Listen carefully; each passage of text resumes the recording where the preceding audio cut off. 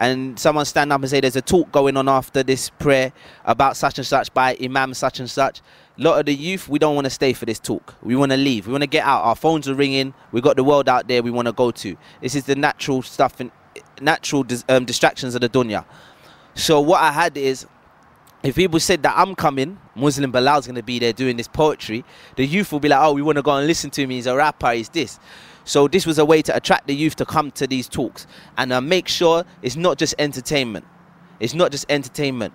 At these talks, there would always be a person of more knowledge, an imam or a sheikh giving a talk. So we're trapping them, we're attracting them. So I'm using it as a tool. Number one, this is one of the reasons for what I was doing. And the second thing is, even in my own message, I don't just do it for entertainment. I don't just talk for entertainment.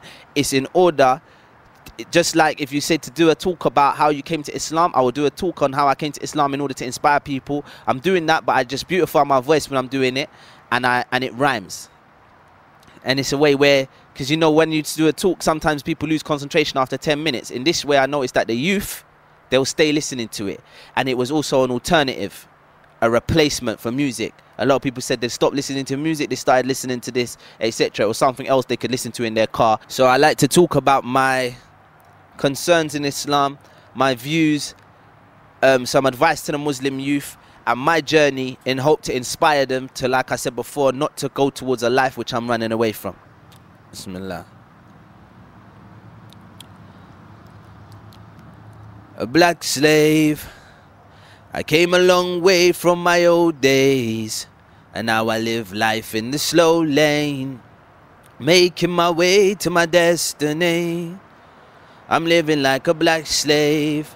I came a long way from my old days, and now I live life in the slow lane, making my way to my destiny.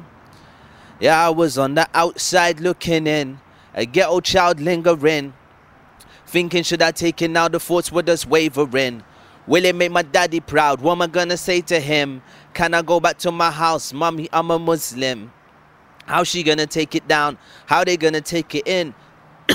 Will I end up kicked out? Will I get a kick in? I don't know what to do. I gotta plan my next move. I wanna take Shahada soon, but really gotta think it through. Now what's right for me I have to do. Live for me and not for you. I don't believe that is true. The things I read in the news, it's my choice, I'ma choose. I ain't got nothing to lose. This a religion of truth. Read the books, found the proof. Ismail came to me, sit me down and say to me, what's your purpose in life? Cause it just was like a game to me. And I would think occasionally, Ismail is right. I need to fix up my life. Tonight could be my last night. So just before the summer year 2002, my mind already had a wonder. Now it's time to make a move. I made my way down to my studs where I link up with my crew. I'm sitting on a single chair, running my fingers through my hair.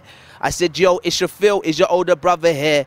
Thankfully he says, yeah, Ismail was downstairs, and he'll be up in a minute. He's having a word with his mother. He comes up, I tell him I want to take my shahada. He looks at me and smiles. I stand up, receive a hug. He said, I see you as a friend of mine. I look you like a bruv. Now I could feel the love, no longer feeling lost. He said, take off your crosses, take a drive to New Cross. I met my Uncle Yasser and these brothers from all over, and they said it's time to leave the ghetto life way over your shoulder. So I said, La ilaha illallah, Muhammadur Rasulullah. There's no true God except Allah. Muhammad is his messenger. I ain't going church no more. I'm going Jummah. Friday, straight a mosque, Mumtaz on the khutbah. I wanted to get the front row. I had to get there early. He read the prayer in Arabic. I understood it barely. Really got to learn it quick. Got myself a teacher. And then I went to Egypt so I could learn the language better. I'm feeling all emotional. I wrote my mum a letter. In Egypt, feeling lonely, wanted to find myself a lover. I tried to get married, but I suffered a bit of racism. I remember he said she couldn't be with me because my parents were Jamaican. I said, hey, but I still pray and I fast in Ramadan. And he said, no daughter of mine is marrying a black man. I said, okay, I'ma make the offer for you. And you know what, brother, this made the offer for me too.